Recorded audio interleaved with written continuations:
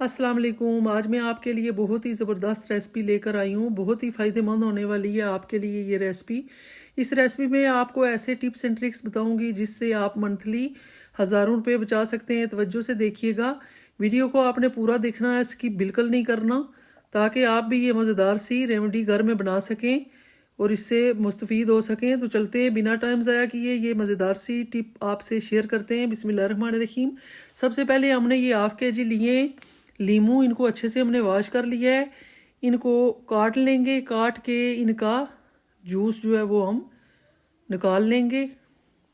बहुत ही मज़ेदार ये टिप है, यकीन करें आप बनाएंगे तो याद रखेंगे, मुझे दुआएं देंगे कि कितना अच्छा इससे आपके बर्तन साफ़ होंगे, आप किचन साफ़ कर सकते हैं, चूल्हे वॉश कर सकते हैं इससे।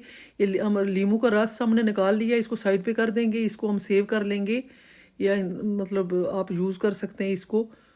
पानी हमने एक पतीले में काफ़ी सारा चढ़ा लिया है, तकरीबन 2 लीटर हमने पानी चढ़ाया है और ये हाफ़ के जी लीमू के जो छिलके हैं ये इसमें डाल देंगे।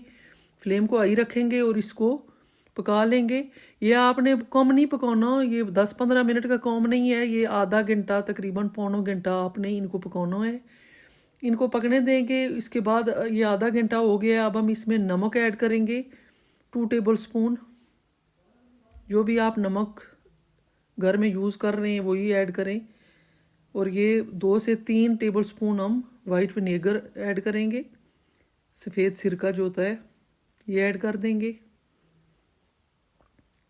और मज़ीद इसको आधे घंटे के लिए पकने देंगे ताकि ये जो छिलके हैं ये अच्छे से गल जाएं और ये इसका जो असर है अच्छे तरीके से पानी में आ जाए।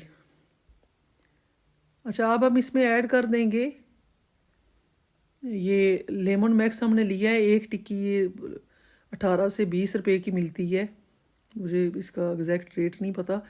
तो ये हमने इसका चूरा बना लिया था, ये ऐड कर देंगे। चूरा आपको मार्केट से मिल भी जाता है, लेकिन मैंने उसी का, मेरे पास टिक्की पड़ी हुई थी तो मैंने उसका चूरा कर लिया है। मज़ीद हमने इसको आधा घंटा पकाया है और ये अब हम इसमें फ्लेम को हमने बिल्कुल लो कर दिया है और इसमें अब हमने ऐड किया है मीठा सोडा, जो बेकिंग सोडा होता है मीठा घर में जो आप इस्तेमाल करते हैं खाने में, वो ऐड कर देंगे। अब आपने फ्लेम जो है वो तेज़ नहीं करनी, अगर तेज़ कर दी तो ये पतीले से बाहर आना शुरू हो जाएगा। इसको ठंडा करने के लिए छोड़ देंगे, तकरीबन आधा घंटा हो गया, हमने इसे ठंडा कर लिया है और ये अच्छे से हमारा डिश वॉश लिक्विड तैयार हो गया है। अब हम इसमें बोतल में डाल लेंगे।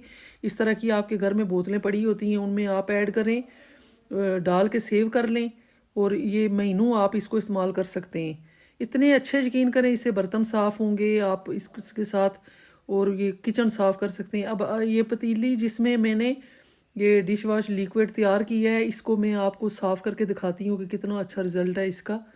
ये आप देख सकते हैं कितनी गंदी हो चुकी थी, इसमें दाग लग गए थे। ये आप देख सकते हैं कितना अच्छा साफ़ हो गया है, मैंने इसको पानी मार लिया है।